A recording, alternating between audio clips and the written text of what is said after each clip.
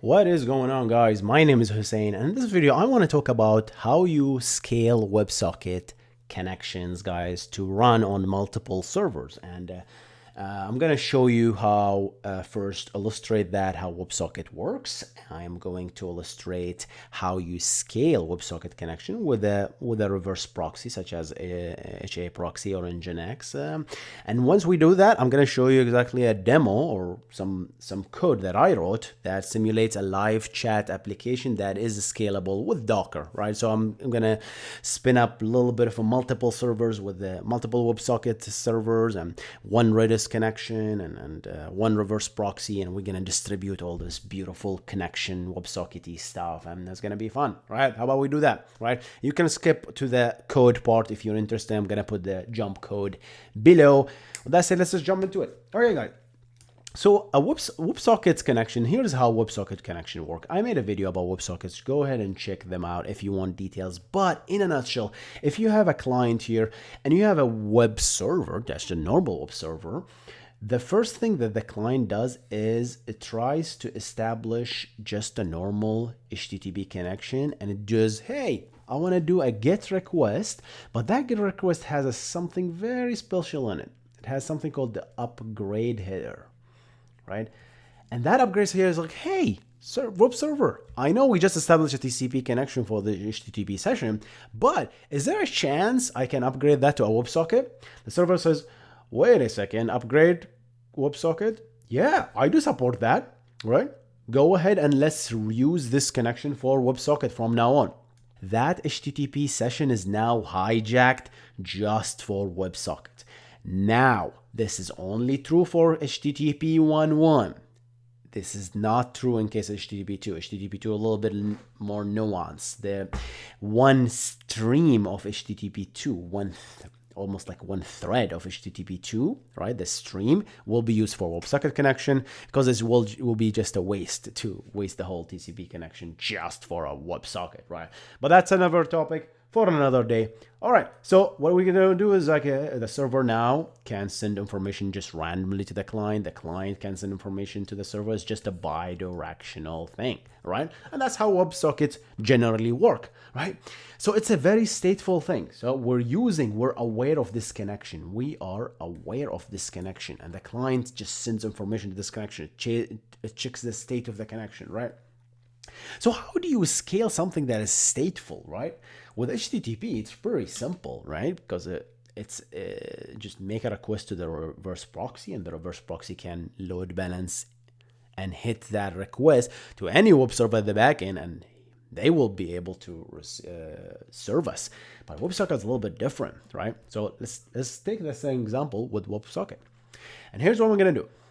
I am going to simulate 3 clients. The first client is the red client, right? We have red. Here's what we're going to do. We will have some sort of a reverse proxy here and listening certain port, let's say 80 or 443, probably 443 for security reasons. And that reverse proxy will establish the connection on our behalf to the backend server. So these guys are the WebSocket servers now, right? WebSockets, right? So these are the WebSocket servers. So how do I scale? Here's the interesting part here. If the first client made a request and says get upgrade, right? That reverse proxy, if it supports WebSocket, and there's a big if, not all reverse proxies support WebSocket connection. So you need to find someone that does, right? So I know HAProxy does, Nginx does, I think I'm not sure about the rest, right? So now we have a request here, and it checks. The reverse proxy says, oh, you want to upgrade the header, huh? I know how to deal with this. Just a second. Let me connect to one of the servers, and let's say the load balancing algorithm is round robin. So it's going to connect you to this server. And now there is one TCP connection between the reverse proxy and the backend server. And there's a one TCP connection between you and the reverse proxy, right? But since this is WebSockets, right, protocol, that reverse proxy will act like a layer 4 proxy. So it will stream every single packet that you send from now on to always go to this server. That's it. That there's a dedicated TCP connection to this client. So it's like an almost act like a one TCP connection, but it's really not. There are some implementation that where this is physically one TCP connections, where this guy acts like a gateway, just like a router, but this is outside the scope of this video. But let's just say for simplicity, you understand that, right? Okay, let's pick my second beautiful yellow client. My yellow client here now makes another TCP connection. Well, wants a WebSocket, right? So that reverse proxy will say, okay, round robin, the first request was to this guy, so now the second request goes to this guy, and so on, right? So let's just go the blue guy, this guy, this is the WebSocket connection. So now let's just simulate what would happen here if I start sending requests, right? That's what will happen. If I start sending, so let's say the server starts sending information to the client, right? So we'll start sending information. The reverse proxy will say, oh, wait a second, this is part of this, so it will link it somehow to this, right? So it's like almost like one connection. Any request that you send will go to this client. Now this client, if it sends information to that TCP connection, it will go through that pipe, right? And let's say the client, the yellow client now sends information here. It will go through this, and the blue will go through this, right? So frequent requests will not be load balanced. That's what you need to understand with WebSockets, because you cannot just, the yellow client suddenly jump to go to the other server, because there is state here, guys. There is state that these guys agree on. Like if you're building a chatting application or a game, there is a state that is here. You cannot just abandon that state and just jump to another one. You can, but it's really, really hard to build, right? It's almost impossible to do that, right? So you do that, and that's the idea. That's how you scale WebSocket connection. So this guy is acting essentially as a layer 4 load balancer, but the configuration is technically a layer 7. Because why? Because this guy actually looked at the header and says, "Oh, this is upgrade connection. How does it know it's upgrade? It looks at the header and sees, right?" So I'm omitting a lot of details, guys. I know this guy is a TLS terminator where it actually has a secure certificate serving the certificates, but at the back end you can either be secure or insecure. It's really up to you, guys. All right, guys, to the fun part, the coding part. So I'm gonna spend a few minutes explaining the architecture of the application, the live chatting application that I built, and then we will essentially just show you the code. How about we do that, guys? All right, so here's what I have here. I have a Redis instance here, right? And I have the same thing, these guys, WebSocket servers, right? It's a bunch of WebSocket servers. And this is the reverse proxy, which in my case, it's HAProxy. These are the clients. So these clients want to communicate with each other, right? They all entered a lobby and they want to start chatting with each other. So that's the application. So the red guy connects, obviously, which will obviously be streamed to one of those servers, and that's it. Now one TCP connection, almost like a logical TCP connection between the client and this server 1. Okay, let's take the second client, which is blue in this case.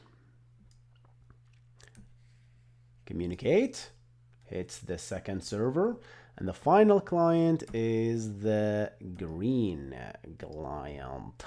So this guy connected this guy, and this guy connected this guy, right? And that's absolutely fine. So the first problem here, if this guy started to send chat messages, says hi, right? How do this hi propagates to this guy and this guy, the client number, these two clients, right? These are completely different servers, guys. So here's what I did, right? I used Redis as a pub subsystem in this case. I know I talked about Redis, guys. Check out the video I made about Redis and WebSockets. I really generally encourage you to read about these backend technologies. Really, pretty cool technologies, right? I'm gonna use another color here for the backend. And here's what I'm gonna do. I use the pub sub technology. And we talked about pub sub in this channel, guys, right? And what we're gonna do here, I created a channel called live chat, right? And I made all these guys, when they spin up, I made them subscribe to this live chat channel, to this channel, okay? And what does it mean to subscribe? That means if someone published something to this, those 3 guys will see it immediately. And here's what we're gonna do. So this client sends a message, says hi, which will be transferred to this guy, which then is responsible to publish the hi message to the live chat, which will, the Redis code will trigger, and it will say, okay, who's subscribed to the live chat? Oh, this guy, this guy, this guy. So this guy will get it. This guy will get it. Also, this guy will get it as well. And what will happen is like, okay, there will be code that will say, whenever we receive a message from the channel, go ahead and push it to all my clients. So in this case, hi will be transferred back to everybody. So well, this is the client. This client will get the message. This client will get the message. Also, this client will get the message because we'll just get his message back, right? Because we don't know, right? We just subscribe and the message will be distributed to all of these guys. How about we actually show you the code? That's the most fun part. It's really, really simple because I just use Docker for the whole thing. That's it. You just need Docker and Visual Studio Code to write the code. How about we jump into it?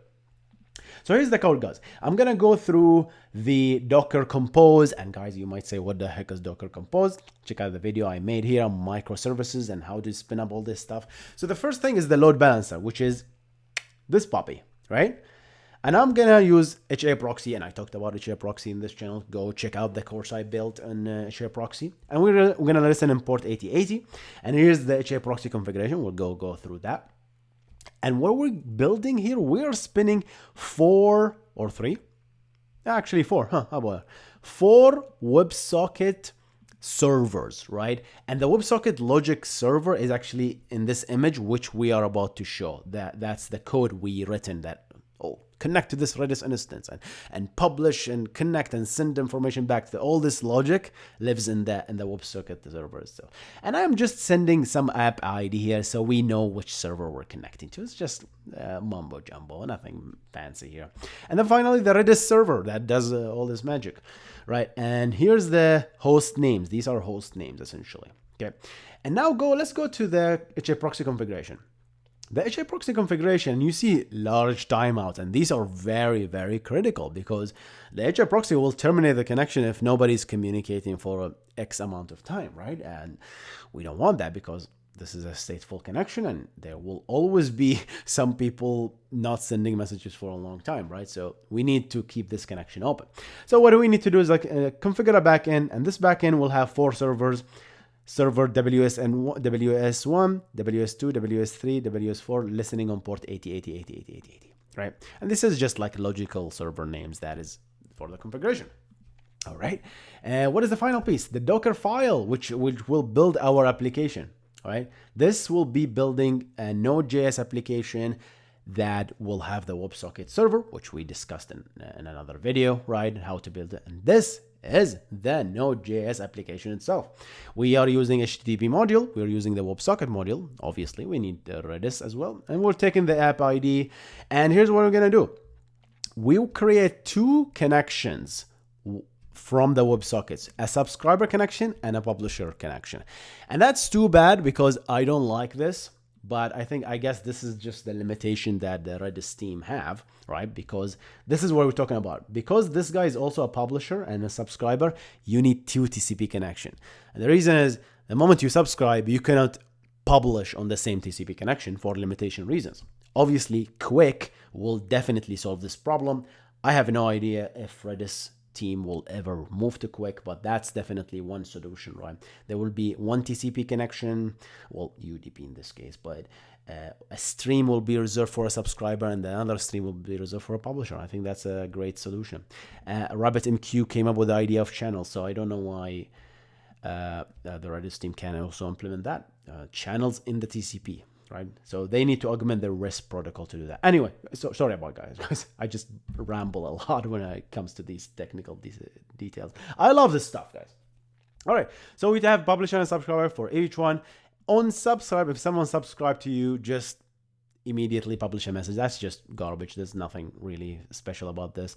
But if I receive a message from the subscriber, this is this way, right? If I'm going this way, right, from the Redis to this, if I received a message, go ahead and loop through every single WebSocket connection that I have and send that message to my subscriber. So in this case, I'm going to send it to the reverse proxy. The reverse proxy obviously is smart enough to send it to the right client, right? Because it's all this logic lives in probably the NAT, right?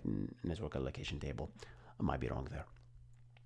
And we're subscribing to the live chat on the Redis server. Okay. We created, this is just a WebSocket logic connection. We created a bland TCP connection and then inherit that logic in the HTTP server.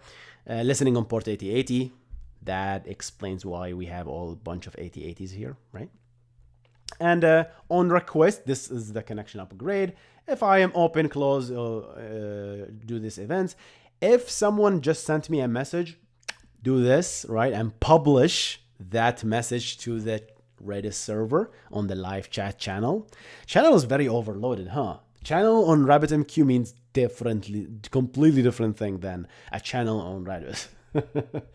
All right, so set timeout, obviously, and this is just a timeout that whenever your connection, after 5 seconds, I will tell you, hey, you're connected to server 1 or 2 or 3.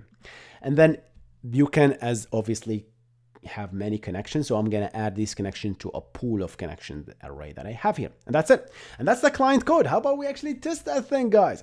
So to do that, we need to do two things. Let's clear all my previous attempts here. We're going to do docker build -t WS app. Is that what I called it? WS app. That's the image, right? So WS app and then dot. This will build that's the first thing you need to do. Build the Docker image for the WebSocket. And we'll build it basically from this guy, right? The second thing we need to do is Docker compose up. That's it.